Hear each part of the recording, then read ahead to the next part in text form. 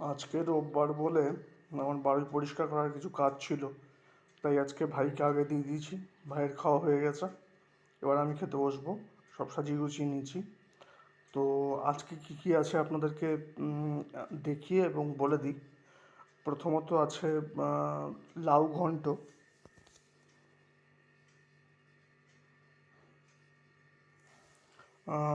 আছে এঁচোড়ের ঝোল,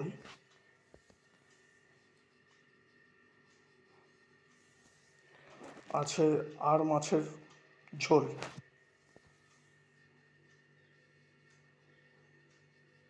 আর আমি একটা পাতে একটা লঙ্কা নিয়েছি, মাঝে মাঝে খাই।